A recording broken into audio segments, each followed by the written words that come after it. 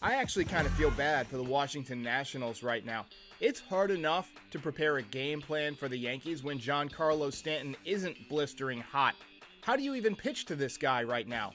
Luckily, I was able to get an inside peek at their scouting report for this weekend.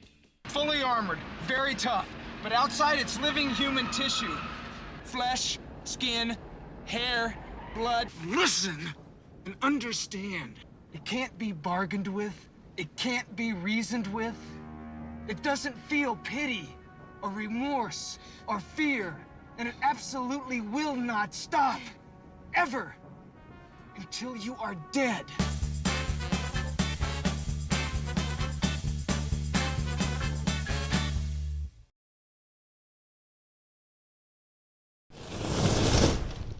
Look, I know we all wanted to sweep, but 2 out of 3 against a pretty good Astros team ain't bad. And as much as we would hate to admit it, the Astros still have a lot of talented players. Now granted, a lot of their postseason success in 2017 was due to cheating. But there's still a lot of good players on that team. Altuve can hit, Bregman can hit, they can play defense. And for the Yankees to win 2 out of 3 is pretty solid, and I'll take it. On Tuesday night, the Yankees won 7-3. A solid outing from Domingo Germán, not his best outing. Lucas Litke actually picked up the win in relief. The story of the night was 4 hits and another home run from Giancarlo Stanton, who just continues to mash. He's been unconscious for 2 weeks, and that was the story of this series. On Wednesday night, a rainy Wednesday night, Jordan Montgomery gave them a pretty solid outing, 6 innings, 3 earned.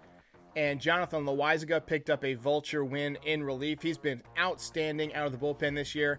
Giancarlo Stanton homered again, and the Yankees extended their winning streak to 5 games. Then yesterday with Garrett Cole on the mound, you're thinking the Yankees are pretty much a lock for a sweep at this point because Garrett Cole has been pitching lights out. He had 3 consecutive outings with 10 strikeouts and no walks. And that's the first time in Major League Baseball history that had happened. That's unbelievable.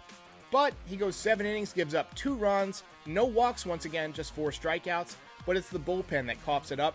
And look, Chad Green was absolutely the move there. He's been lights out all year, but guess what? These guys are human beings.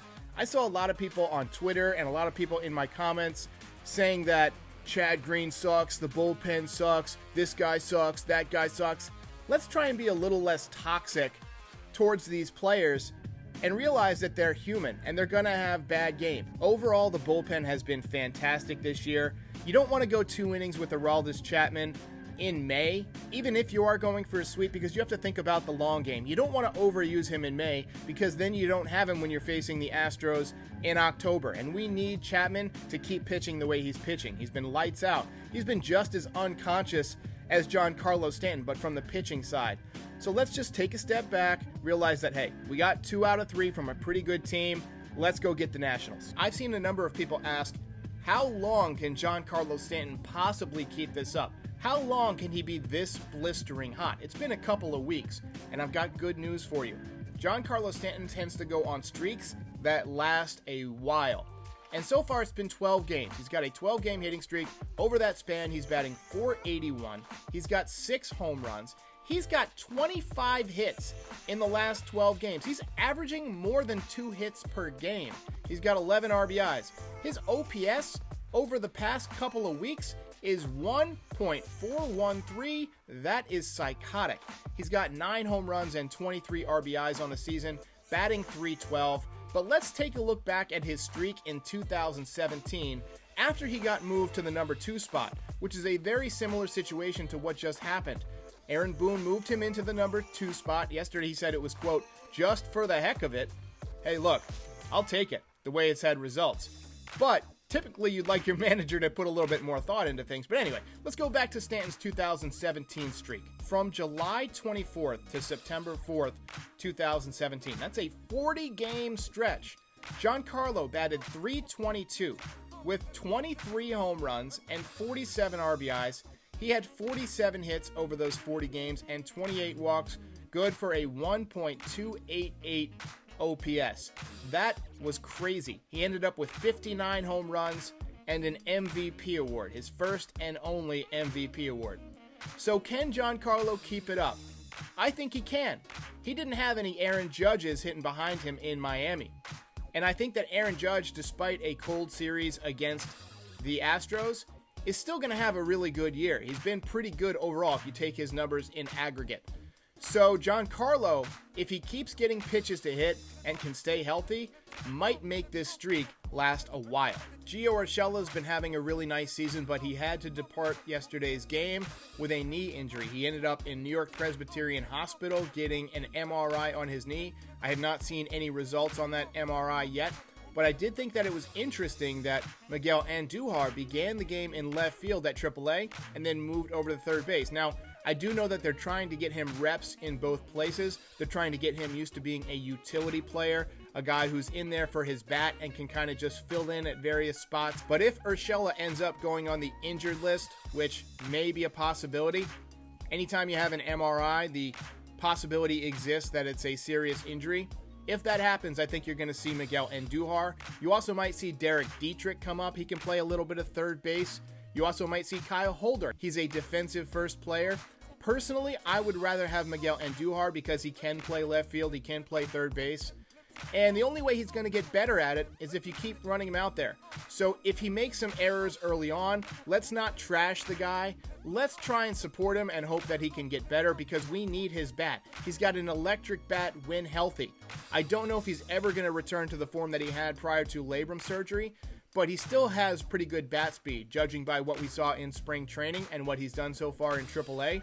And a red-hot Miguel Andujar can carry you just as much as anybody on the team because he drives the ball in the gaps, he drives the ball out of the ballpark, he hits good pitching. I'm excited at the prospect of seeing Miguel Andujar, but then again, I really don't want Gio Urshela to be injured for a long period of time because he's been so valuable to this team.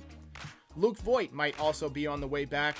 Probably on the road trip, maybe like Tuesday. It seems like the Yankees are trying to get him some reps, but he's been swinging the bat very well. But this doesn't seem to be about the way he's swinging the bat. Luke Voit went down with surgery on his meniscus, which is in his knee.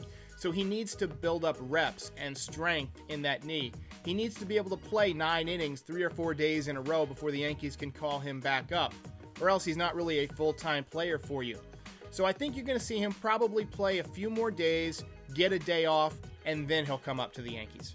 Most experts predicted that DJ LeMahieu would regress a little bit in 2021. Look, he's coming off of 2 of his best seasons as a professional, 2 top 4 MVP finishes, but this year he's hitting just .267. He's had pretty much no power to speak of, just 1 home run. He's got 7 RBIs. He has drawn 16 walks, but he struck out 22 times in 29 games. Last year, he struck out 21 times in 50 games. So I think his swing is a little bit of a mess right now. I think .267 is what a slump looks like for DJ LeMahieu. I don't think he's regressed to the point where he's going to have a bad year, but he's just going through his first extended slump with the Yankees, and I think that as soon as he gets going, he's going to really get going. We've seen some good signs from him. We've seen more hits recently. I think you're in for a really hot streak from DJ LeMahieu, but it's going to take a couple of maybe lucky hits, a couple of duck snorts to get him feeling good. Maybe he picks up a 4 for 5 day, then the next day maybe he's feeling it a little bit more, picks up a 3-hit day, and before you know it, he's hitting .320 again. I'm not worried about DJ LeMahieu. He's solid on defense. He's a professional. I'm not going to let one little slump worry me. It does concern me that he's swinging and missing a little bit more. That tells me that his timing may be a little bit off. He's not hitting for power like he did last year, so maybe he's a little bit too much in pull mode instead of driving that ball over the right field wall like we've seen him do over his first 2 seasons with New York. But hang in there on DJ LeMahieu. I've seen people start to trash LeMahieu, and I think that's uncalled for. LeMahieu is a true professional. He's just going through a bit of a tough time right now. The Washington Nationals are off to a bit of a slow start. They are 12-15. They're not a great offense. They've got a few guys hitting in the 100s. Josh Bell is hitting 141. He was a guy that was rumored to be headed to the Yankees at one point this offseason. That was back when there was some speculation that the Yankees might go after Lindor, which means they might have had to trade Luke Voit. Would have been too many moving pieces, and I'm glad the Yankees didn't make that move, especially the way that Lindor is playing right now. And Kyle Schwarber is their left fielder. He's hitting 187. He's got 2 home runs. Trey Turner having a very nice year, 299, 7 home runs, 12 RBIs. Juan Soto always kills the Yankees. He's off to a bit of a slow start for his standards, hitting just .283, 2 home runs, 8 RBIs. He's a guy who's been compared to Ted Williams. He's just 22 years old. He's got as much power as pretty much anyone in the game. He's the guy that you have to shut down in this series. You cannot let Juan Soto beat you. The Nationals pitching is okay. Max Scherzer still having a very nice year. A lot of people think that Max Scherzer may end up with the Yankees this year. I interviewed Dan Rourke last week, and he thinks that Scherzer might be a guy the Yankees will target. I personally think that he makes a bit too much money. I don't think the Yankees are going to go over the luxury tax unless they have to, unless somebody else gets hurt.